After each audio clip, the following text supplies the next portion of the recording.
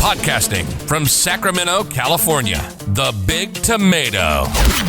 This is the IronCode Show, a weekly podcast about peak performers and the secrets they use to create success in business and their personal lives. Hear interviews with special guests, top performers from around the world.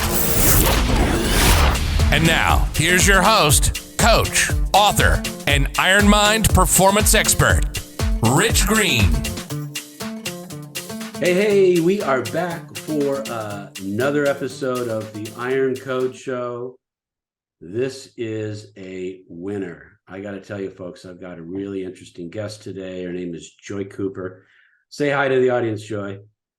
Hey, guys. How's it going? Joy, I got the privilege of seeing Joy speak at a conference, and I was blown away with her story.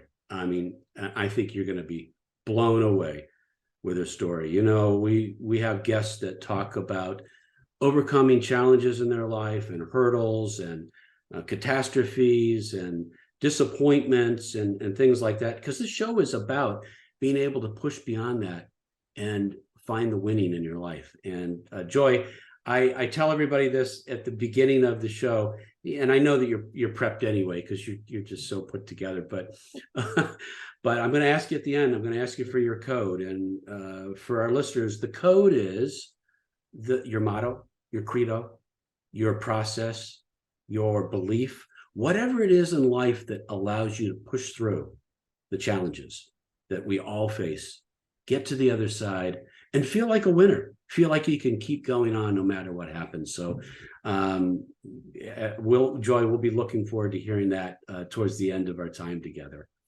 I'll be processing it back here for everybody. Right. Okay, sounds good.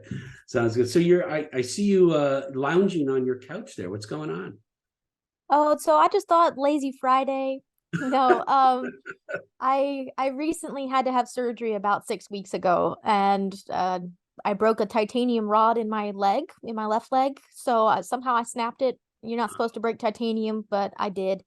And now I had to have reconstructive surgery, and I've got an enormous ring fixator on it. For those of you who don't know what it is, it's 3 pieces of metal that are strategically put around my foot and screwed into my bone fragments.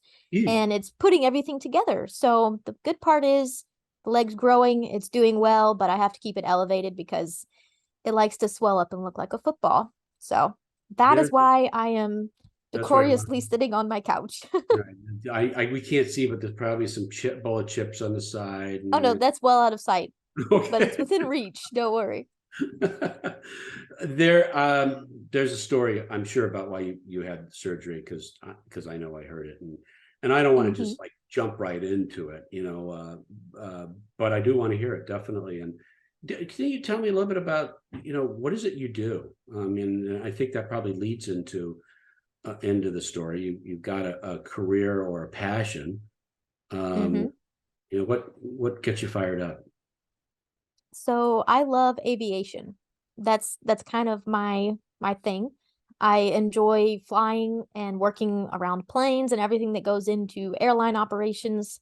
My corporate job is as an operations manager for United Airlines at the Dulles Airport. And I sit in a tiny little room in the middle of the ramp where no one can find. And I basically coordinate, along with all my other coworkers, everything that goes into a flight. So catering, cleaning, customs, security, people getting on the plane, people getting off the plane, all of those things, all the tiny little nuances that you don't think of. You think you just go check a bag, get on a plane, and go to your destination. But there are all those little bitty things. And that's something that I love. I love the aviation aspect of it, but I also love the responsibility and the detail orientedness, and really just getting to see this whole magical piece come together.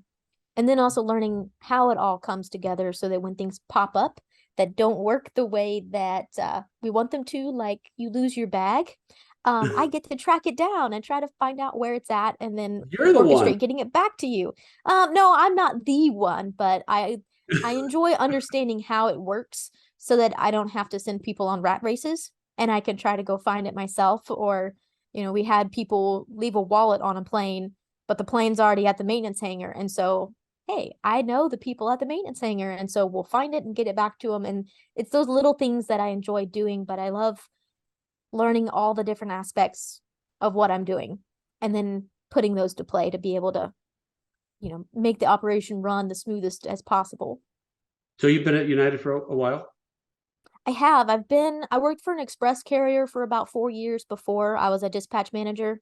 And then I went to United for a little over 5 years now. So I'm Okay. almost at that 10-year mark. Wow. Almost. I don't work for United, but I've flown United for a long time. I'll just say United is my airline of choice. I've flown them for a Oh, long time. thanks. I'm a million miler. Boy. Yeah, those were really hard domestic miles. I didn't do a lot of long international trips till later in my business career, and so, but 30 plus years as a passenger. So thanks, United. That's a lot of miles. You know what? I think I ought to call United and see if they can pay for a little ad in here for that. But There you go. You should get a sponsorship. right. So you're in operations. You're a pilot, I heard. Yes, I have my private pilot. I got that way back when I was about 19 years old.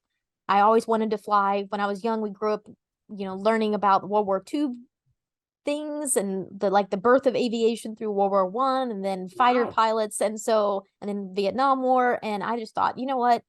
Pilots are the smartest, the most daring, the most adventurous. And so obviously I want to be a pilot. And of course, as a kid, I thought, I want to be a fighter pilot.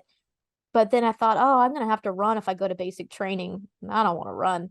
And I get queasy. And honestly, the thought of going into the military and not getting what I wanted scared me from pursuing that, which I kick myself now because I probably would have made it. But that's water under the bridge. But I wanted to be a pilot. So I went to school and I learned I couldn't afford to be a commercial pilot. It is incredibly expensive and I couldn't do it. So I got my private pilot and pursued air traffic control because again, I like the behind the scenes stressful portions of it. And I thought I'll get air traffic control and then I can pursue my career later and fund it myself without going, belly up in debt. So I got my pilot's license in one semester. Actually, I got it over the summer between semesters. I just cranked out a bunch of hours and got my license, but I've flown ever after that. I'm a dispatcher also. So an airline dispatcher, you can fly in the flight deck jump seat. And I've done at least probably 60 flights in the flight deck jump seat. So a lot of observing, and there's only maybe 2 times I fell asleep up there because I liked observing and listening and tracking what the guys were doing. No. We sit in a seat. It's called a jump seat. So you're just sitting there watching everything. But since I enjoy it and that's what I do and that's what I'm supposed to be making knowledgeable decisions about, I thought I need to ask questions. I need to observe and kind of be the best that I can be at this aspect of it. So I don't have my instrument or commercial, but I have flown planes before. And if I had to take one up now, it would be difficult because I've got, broken feet. So that's hard to fly. But it happens. And I like that attitude that you have. And that was the thing that I heard, that why I just really wanted to have you on the show because of that, because you're a very resilient person. And if you don't mind, I'd love it if you would just tell the listeners the big thing that I heard. And I think a lot of people, when they hear this, when they hear what happened, they'd say, well, why are you still flying? Yeah, so 3 years ago, back in summer 2019, I was in Alaska on vacation with my best friend who is out here. I'm from Virginia, so she was my housemate and friend, and we went out to Alaska to visit her aunt and uncle. And we were at a small little glacier lake. You can only get there by air or sea. We were out there spending the last 3 days, hiking, boating, everything. It was beautiful, clear weather, best vacation ever. We're taking off to come back. We checked the weather. It was good, 7 miles visibility, no wind, perfect day to fly. So we took off, came back around. We were flying up through the mountains, and all of a sudden we hit smoke. There's a wildfire about 300 miles to the west of us. It Hmm. was a 10,000 acre wildfire, I believe, Wow. and had been uncontained for a long period of time. They had been fighting it for a long time. And when we were in Anchorage, there was always this light haze. You could smell Uh-huh. smoke and there was a constant haze, but it was nothing more than just, like super early morning light fog. You could I'm still very see perfectly familiar with fine. that, Joy, living here in Yeah. Northern California. Oh, We I'm have we sure. have we have, fire season. Yeah, yeah, yeah. It's But fire usually season. 10,000 acres, that's a lot and uncontained for a long period. I guess in Alaska that can happen. It happened relatively frequently, but this year was worse than like the last few years that they had had, and one of the most recorded or one of the worst recorded times, I believe, is what I was told. huh. But we went from crystal clear skies to soup. Like you couldn't see anything outside our window. And we were flying between mountain valleys. We were just shooting valleys. We weren't on top of the mountains. We were about 2,500 feet. The tops of the mountains were 5,000 feet. So you do kind of like the mental picture math there. It's not great. And when we hit the smoke, we couldn't see anything. So the pilot's flying around. I'm thinking he's lived here 20 years. They've flown this route for 20 years or more. He knows where he's going. We're just going to probably continue going to Anchorage, even though probably should land this float plane on one of these lakes around here. But the best thing I could do right now is keep my mouth shut because he needs to fly this plane and offer whatever I can do. But he doesn't know what I'm capable of, and it's his plane. So we just kept quiet. He told everyone, look out the plane for trees, and that was our collision avoidance. Whoa. Was, hey guys, look out, and if you see a tree, holler. So we did, and the Can I alarm can I started stop you for going off. just a second here? I Yeah. just want to make sure I got this picture. Hmm. There's mountains, there's Hmm. valleys. You're flying through the valleys between the mountains and Yes. and close to the trees. Yes. So what I found later was he was actually hugging the side of the mountains so that we could turn around. Because about 5 miles up this road, we were flying over the top of a highway. 5 miles up the road, it split, and there was a wider portion that we could do a 180 and get back out of the pass. And so he was intentionally hugging the side of the mountain to be able to make that turn, which he Huh. did. He made the turn, but the alarms were going off the whole time. The terrain avoidance system was just yelling at us like, terrain, terrain, pull up, pull up. And they put the most obnoxious voice on that so that people will listen to it. Uh-huh. But again, he knew what he was doing. And so he was trying to clear the messages on his screen that kept popping up. We had someone else call in on the radio and said they were in the same exact area, flying over the same exact highway, but did not give their altitude. So Huh. we're like, we're in the same 2 square mile area, and you're not going to give an altitude, and we can't see anything. And so he's trying to communicate to this guy saying, hey, what altitude are you at? We're at, I believe at this time we were like 700, 1,800 feet. And he goes, oh, I'm only 100 feet. I'm flying, I'm buzzing the highway because I can't see, which is what we should have been doing. But if we would have hit the guy. So um figured all of that out. And then the next thing that happens is we hit turbulence. And the turbulence pops the plane up, throws my door open. I reach out, grab my door, slam it, thinking we're still 20 minutes from Anchorage. I can hold on for 20 minutes. Like, you got this. But the turbulence didn't stop. It basically jackknifed us straight into the mountain. He saw the mountain just before we hit, pulled up on the plane. And I don't know if you've ever felt what a stall feels like, but a stalled No, and I plane, don't want to, Joy. no, you don't. You No. don't. It gives you this pit of your stomach, like everything's just floating and completely uncontrolled and falling out of the sky. And as a pilot, we practice those. Like we intentionally stall our planes to learn how to get out of it because it's one of the frequent problems that can happen if you overcorrect things. But the way that you correct it is you put the nose down, you pick up speed, and then you pull it back up. Well, we're in mountains. We can't put a nose down, pick up any speed. We are just falling into whatever we hit. As we were falling, I just kind of felt this peace, though, kind of like, you're going to be okay. And so I Hmm. relaxed. I'm still holding the door closed, and the pit of my stomach has got like 10 million butterflies in it. But I'm like, okay, we're going to be okay. The next thing I know, I woke up and we were on the side of a mountain.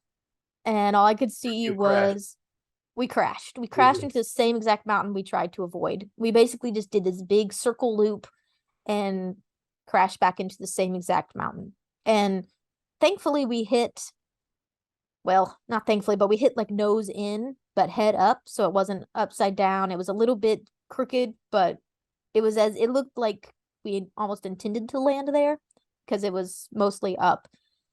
But my friend and her aunt who were in the back, they didn't have a shoulder harness, and unfortunately they didn't know what hit them.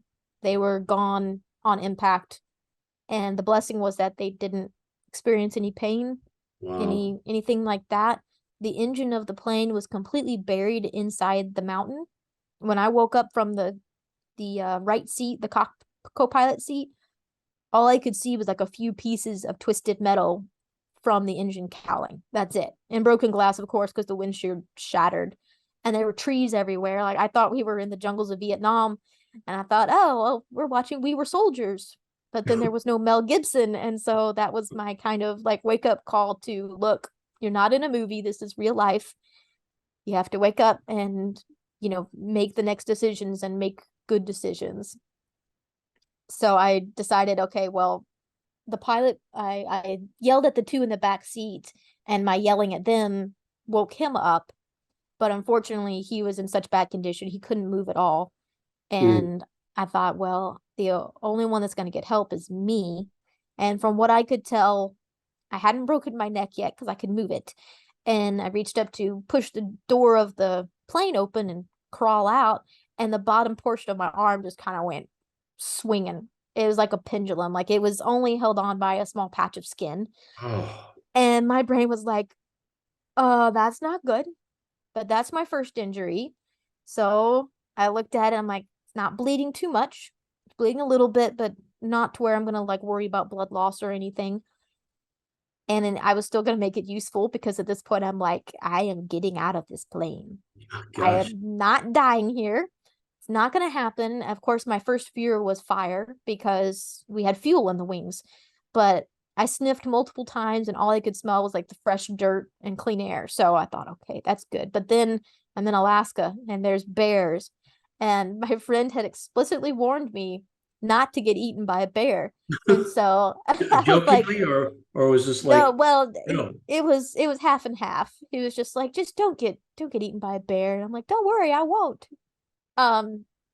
But thankfully, like, that was not an actual issue, but these are all the thoughts that are going in my mind as I'm stuck in this plane. So I started trying to get out, and I thought, well, I could pull myself up if I could just get my arm around the portion of the windshield. So I looked at my fingers, and even though like the bones were all shattered and everything, I could still move my fingers. And so I looked at my fingers and I walked them up the buttons of the dashboard and then over the side of the dashboard until I got the top of my arm, the connected good part, around the side of the windshield. And I pulled myself up 4 times because each time I could only get so far before it hurt like heck. And I would just relax. And as soon as I relaxed, I would fall back down. And I realized I was just wearing myself out. I couldn't get out. My legs were trapped. The door was stuck. It's no good trying to get out of here. I was wearing myself out. So I thought, when rescue arrives, I'm going to need to be 100% ready to go, 150% ready to go if it's even possible. So I had leaned over and I took a nap. I made sure I wasn't touching anything or anybody. And I leaned over and there was a GPS popped out and I just, knocked out. The next thing I heard was helicopters. And that's what woke me up. And the National Guard has sent in their Pave Hawks, the 212, which are pararescuemen, and also the 210 and 211. They all work together, flying and working the helicopters. But Brian walked around the corner and said, "Hello, ma'am, we're with the National Guard. We're going to get you out of here." And in my mind, I'm like, again, this is like a movie. It's so cliche, but it's amazing. And my aviation turnover brain kicked in and I go, "Hi, I'm Joy. The 2 in the back are dead. The pilot is seriously injured. I've got a broken elbow and a broken wrist. I found that out after I woke up. And that's what we've got." And he just looked at me and blinked a couple times and was like, "Okay, we'll get you out of here." But I know his mind was probably like, for one, how are you alive?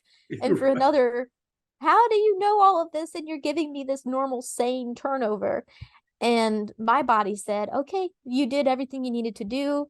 they're here, they're going to take care of everything else. And it shut down. And I went spiraling way down. The guys told me later that I was circling the drain, just about to, head on out of this life. And if it wasn't for their super fast action and everybody involved, like I was told that the pilots basically pulled the guts out of that helicopter, getting it to the emergency room in time for me to get much needed blood and everything else. I woke up about 5 days later after the hospital. I had a few lucid moments in there, but not too many. And I found out I broke a lot more with my elbow and my wrist. I broke my back and both of my legs, and I broke my femur in 2 places. It just like cracked in 2 places. Yeah, I don't know how you do that. And I broke a rib and it punctured my lung. And I broke my back, which had the 4 spinal cord tears associated with the bone fragments that were there. And the spinal cord tears and the broken back, I was paralyzed from the waist down for the most part. And they told me, probably never going to walk again. So just get used to it. Just be grateful that you survived. And whatever you're going to get back, you have 1 year to get back whatever you can get back. And then after that, you have up to 5 years where you get a little bit of motion back. But 1 year is the biggest gap. So do what you can, figure it out for yourself. Not necessarily. They had physical therapists and everything, but this is the gap of time. You did not have a spinal cord cut. You had a tear. So in my positive mind, I went, ooh, great. It's just a tear. Like, he repaired the tear. It'll be fine. I'll be able to walk again. But I did have to slowly come to the realization that while I'm able to get some motion back and I have feeling, it's not the same. But 1 year after that accident, I did walk back into work. And I can walk. And dancing. I've seen you. I'm smiling. It's kind of weird if anybody's watching me smiling while you're telling the stories, because I've seen you. I've seen you walk. I've seen you jump up on stage. Maybe not jump, but you were pretty. Yeah, I can't quite pretty jump. Spry. So 1 year, and you walk back into 1 work. year. Yeah. And I mean, before that, I was walking. I was released to go back to work March of 2020. And we all know what happened in March of 2020. No one went to work. Right. Yeah. So of course here I'm trying, like, I got the release to return to work, and they said, oh, nope, nobody's coming back. If anything, we're trying to get rid of people because we want them to take voluntary time off. And like, that to me was like, I was so close. I had gotten myself so far only to be like smacked down again. And I had such anxiety that I actually got my cane and limped out to my back porch and had a handsaw, and I trimmed my trees with the handsaw because I needed to do something to get all that tension out. And I greatly regretted it the next 2 days. I was so sore. But it was just kind of like, you come so far, and you're almost like, my goal was to get back to work.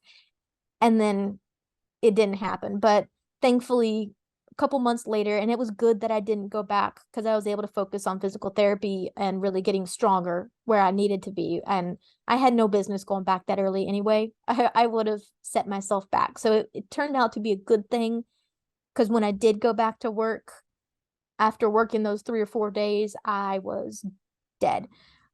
But I was able to walk in with a cane and very slowly. But I met my goal. Absolutely incredible. I don't even know what to say.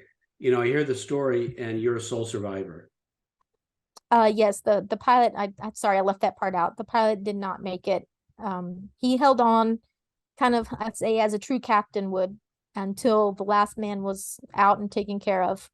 And I know after that he just let go, but he was in no condition. I don't even know how he made it that long. I don't know how you made it with everything that you're dealing with, and I guess sounds like still dealing with a little bit of some challenges, huh? Yeah, this is a residual from that. So with my left ankle was smashed so bad it almost was amputated. And it was kind of only through prayer and doctors that we got blood flow back in it, and I didn't have to amputate it. But in my mind, again, like, I was thinking, I've seen people walk around and be perfectly fine with amputations. I've seen people do that. I could do it. So Whereas to one person, that's the end of the world if you lose your foot. To me, it was like, if I would have woken up with without that, I would have taken some getting used to, but it wasn't going to stop me. So with that foot, they did get it back, but it was so badly crushed that they ended up securing it. The surgeon secured it with a titanium rod to hold it together.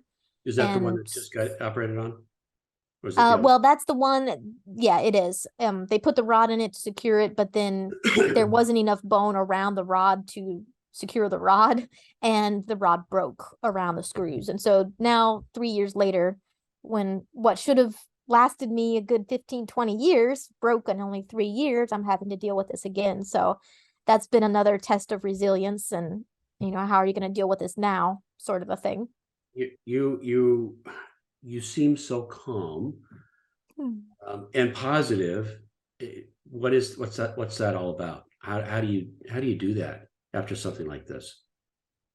I do it by trying to keep an eye on the facts. So the term I use is grounded optimism.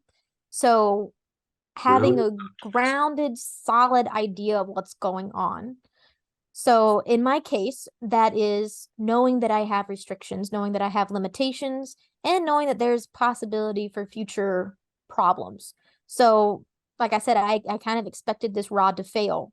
Now, I expected it to fail 15, 20 years down the road, or, if I gain 50 pounds, which isn't going to happen because I have a really fast metabolism. But anyway, I had those were facts. Those are part of life. I have a spinal cord injury.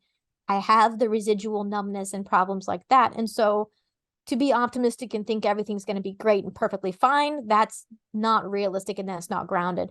And so grounded optimism is having a positive outlook, but a practical perspective. So keeping that practicality of, this is life. These are my unchangeables. These are things that no matter how hard I try, that's still going to be there. Like, my ankle is fixed at a right angle. That's not going to change. But what can I do to fix that? I can go to orthotics. I can get prosthetics. I can get things to support and strengthen that weakness to be able to go. And so having that perspective of, this is life. This is what I can do. This is what I'm capable of doing. Now, that doesn't mean that when I found out that I broke this rod and I was going to have surgery again, that I did not sit on the edge of my bed and sob. I did. I totally did. It was not supposed to happen. I did not. It was messing up my plan for my life. I was supposed to get a new job in Chicago and, relocate, and this popped up. So yeah, I had that moment where I let myself grieve. I let myself feel that pain and sorrow. And then I said, okay, you've let out this grief and pain and sorrow. Now, what are we going to do? Now, what can we change? What can I change right now? What can I do right now that will make this recovery better? And so I started, I cleaned my entire house. I decided, well, I need a refrigerator up in my room. I have a townhouse, so there's lots of stairs, and I'm not going to be able to put weight on a foot. So stairs are going to be kind of iffy for me. So I thought, I need a refrigerator upstairs in my room, and then fill it with protein shakes and healthy food and water and things that I need to eat, because I also know a fact of my body is low blood sugar. I like to pass out. So to combat that, because I know that's a fact, I did all the prep that I could possibly do before surgery, because now I know about it, and got all of that in fact. And then when I'm in the pre-op room, the surgeon comes in and goes, well, instead of replacing the rod and just putting a cast on it, we're going to have to put this big fixator with the pins and the bulkiness, and it weighs about 7 pounds. And again, I had that moment of, oh dear God, no, I've had this before. I know what this means. It sucks. It's not what I wanted to happen. And it's that punch in your gut that threatens to double you over completely. But then you take the punch, you take a couple deep breaths, and you go, okay, I was prepared for a cast. So that means I'm closer to being prepared for, screws and rods and pins and an extra 7 pounds on my leg. But it helped me kind of make those steps so that when the next sucker punch came, I could take another deep breath and make that next step. So it was a lot of making choices and being grounded and allowing myself to feel those emotions, not denying it, but Yeah, then not letting them, sink me down. I love that. I love that grounded optimism. Yeah. I just wrote it down because I'm thinking about it here, and it's like, people tell you to be optimistic about life, and Hmm. yeah, that sounds great, Yeah. but it's so hard to do, especially when you run into, those times in your life where Hmm. you don't want to be optimistic. And I think it's almost unrealistic for It you is. just to say to somebody, just be optimistic. But the way you approached it here is, well, there's a couple of pieces here that I heard. I want to make sure I'm getting this right. One that I thought was great was just accept it, deal with, if you're sad about it, be sad, get it out, but then get all the facts. Here's my Hmm. situation. And I guess that's your grounding, right? Yeah. Yeah. And then once you have all of that, you can approach optimism from a different perspective than, I have all this crap over here. I don't know how I'm going to do it. It's, I have all this crap over here. Okay. Now what can I do to, to go on and go forward and be optimistic about Hmm. just being alive. Yeah. Yeah. Because I mean, we're always going to have those things that come against us. And I've always been an optimistic person. Like if you had a ruler line of pessimism and optimism, I definitely tended towards the optimism originally anyway. And this has kind of helped because, like you said, a lot of people will say, oh, just be optimistic. Right. And I don't necessarily like that because I Yeah. know plenty of people who are just like, that's not reality.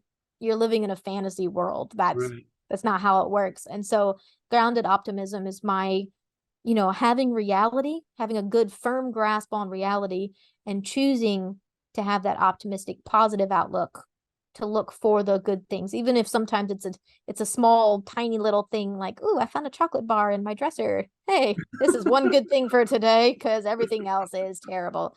So, accepting the fact that, yeah, life can be really bad and rough and difficult, but what are you going to do with your mind? How are you going to find either something to work for? Say it may not be a positive, optimistic, rose-colored glasses sort of a mind, but it'd be like, you know what? Here's something. I'm going to work for that. I'm going to Yeah. get my house completely ready for this surgery, even though I don't want it, but it's going to happen anyway. So I'm going to give myself something to do to work towards building back or getting back to that positive outlook. I love that. I love that. God, it just turns this whole, uh, a lot of people look upon self-help as a lot of Mm-hmm. mumbo jumbo and hooey, and you know what? Optimism is very powerful. But if you don't have flexibility around that, Mm-hmm. it's not going to work for everybody. And it sounds like, I just love this. Have you trademarked this? Is this a process? It's in process. So Is it? yeah, it's going to be trademarked. Mm-hmm. Excellent. Yeah, no, this is absolutely. I can see a whole I can see a whole book out of this one, Joy. Let me Well, know. I'm currently working on my I'm full excited memoir, about but then I it. can write books about all sorts of other fun things later. But Cool. yeah, no, when I found that term, I thought, you know what, this is perfect because for one, it kind of describes who I am and my mindset towards, yeah, I'm the only survivor of a plane crash and I lost my best friend and two other amazing people I had just gotten to know. And then, physically also I had to go through multiple different struggles and, 4 months in a hospital and continued therapy after that. So how do you not let that get you down? Because I know a lot of people who are just like, I don't think I could have done that. Like, I don't think I could have even gotten off the mountain. I would have woken Yeah. up, freaked out, and gone. And I said, you know what? For one, I'm a Christian, so I believe God gave me grace to go through that. That's the trial that I needed to go through. But also, if that's the trial that you're meant for, then that's what you're meant to do. So for me, that's my trial. That's not your trial. You have your own struggles and trials. And guess what? You're going to have the strength to go through your trials. So I always try to say, don't take on the pain and struggle of other people because you're not meant to carry that. You can learn from it and you can get tips and tricks from it, but you're not meant to carry that struggle. You learn from it. And then when your struggle comes up, you go, oh, okay, Rich did this, Joy did this. I'm going to, pull from both stories and plug it in and then see what I can do. Yeah. You just said something here that made me go back to think about how you described how you felt when you stalled. You said you had a calm, a peaceful feeling kind of wash over you. And in my mind, I'm making the connection, and you just said you're a Christian. I'm making the connection that there was a higher power at work there. And definitely. Yeah. Very cool. The signs are out there, folks. Yep. No, it was definitely faith a lot that kind of got me through that too. Cause it's like, I had faith that I was going to be okay. And therefore I was going to be okay, even though that's kind of blind, because it's like, are you really though? Like, and a lot of times I had to, later when I started waking up, I started going, what part of any of this is okay? Like, this is not okay. Yeah. I don't know about your definition, but my definition of okay is not being immobile in a hospital bed with every limb broken. And, I couldn't even get my sister's attention when she was asleep. I tried to throw a banana peel at her and it hit me in the hip. And I'm like, well, that's not going to work. And it was, a really bad throw. But I had to kind of come to that realization also of, you know what, this is okay. I'm alive. I have a story I can share with other people. I can encourage myself and I can encourage other people. And hey, on the physical side of it, I can walk. I can do things. I went back to dancing again and I learned how to turn on my heel instead of on my toes. Dancing? So, well, yes, and that may or may not be how the ankle broke. But, tomato, tomato. You're, but yeah. Are you speaking? Are you doing more? Are you sharing the story? I am, yes. Obviously, being down on surgery is kind of but you'll hindering that a little bit, but it's actually really good because it's giving me some prep time. But yeah, I do keynote speaking and try to get out there and encourage people to be resilient and leaders and overcome and all those good fun things. And if people that are listening to this want to be able to book you to speak, I mean, how can they do that? It's actually pretty easy. You can go to my website. It's joycooperpilot.com. And on the top little bar, it says book Joy now, or I believe it says speaker request form, one of those two. But you can click up there, and also it's got all sorts of bio information, podcasts, media, all sorts of good stuff. I will make sure we get that in the notes so that people know how to contact you because, again, you heard Joy's story, but it's just so powerful. And if you are looking for somebody that is inspirational, that can really, make people think about the possibilities of overcoming horrible things that happen in their life and how resilient, I've just heard you with your story. Definitely go to Joy's website. I'll make sure you have that as well. Joy, I always ask the question, so I know you've been thinking about it the whole time. I have. What's your code? Will you share your I code? actually kind of already gave you my code with the grounded optimism. Is really my code. Having a positive outlook with a practical perspective and not losing sight of either of those things. So keep your optimism grounded. I love that. Thank you so much for sharing this today, sharing your story, sharing the process, the grounded optimism. I'm going to incorporate that in my life because I know sometimes how hard it is to be optimistic, but this seems like a reasonable approach. Yeah. I mean, it's kind of the best of both worlds. Yeah, it works for me. So is there anything else you want to share with our audience before we go? So if anyone's interested, I did write a short story and you're welcome to download that for free. It's a PDF on my website. So it's at joycooperpilot.com/story. So it's in a book that I wrote, a collaboration book. Yeah, joycooperpilot.com/story. Any of my social media is also Joy Cooper Pilot. So I try to keep it easy. But yeah, if you love reading books, it also has tips and tricks on like my journey to recovery as well. So yeah, go download it. Enjoy. Joy, thank you so much for being on the show. It was fascinating. It was gut wrenching. It was inspiring. Thank you. Thanks again, folks. That's it for today. And until next time, know your code. Thanks for listening to the Iron Mind Code Show with Rich Green. Make sure to visit our website. Join us next time for another edition of the Iron Mind Code Show.